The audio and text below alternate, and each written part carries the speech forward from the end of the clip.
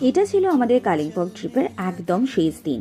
তাড়াতাড়ি রেডি হয়ে লাগেজপত্র নিয়ে আমাদের ওই প্রিয় রুমটাকে টাটা বাই বাই করে আমরা বেরিয়ে পড়লাম শিলিগুড়ির উদ্দেশ্যে। ইতিমধ্যে তোমরা অনেকেই জানো ডিসেম্বর মাসে যে র্যান্ডম ফ্লাইট ক্যান্সেলেশনটা হচ্ছিল ইন্ডিগোর তরফ থেকে, তাই একরকম বাধ্য হয়ে কোনো অপশনস না পেয়ে আমাদেরকে বেছে নিতে হয়েছিল শিলিগুড়ি টু কলকাতা মা Durga bus service. Zero expectation নিয়ে বাসে তো উঠে পড়েছিলাম। বাসে উঠতেই চলো তোমাদের সঙ্গে একটা রিভিউ শেয়ার করি। প্রথমেই চোখে পড়লো এই রেস্ট রুমটা, বেশ ভালো লাগলো, একটা বায়ো টয়লেটের অ্যাক্সেস পেয়ে। তারপরেই বেডগুলো কিন্তু খুবই কমফোর্টেবল ছিল, আমরা তো এতটাই টায়ার্ড ছিলাম যে পুরো ভালো করে ঘুমিয়ে এসেছি। আর তারপরে ওনাদেরও কিন্তু সার্ভিসের মধ্যে ছিল ফুড প্যাকেট, যেটা ছিল বেস্ট ফর্মে।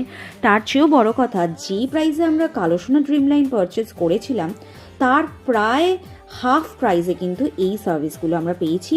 সবথেকে বড় কথা, অন টাইম নিজেদের ডেস্টিনেশনে পৌঁছাতে পেরেছি।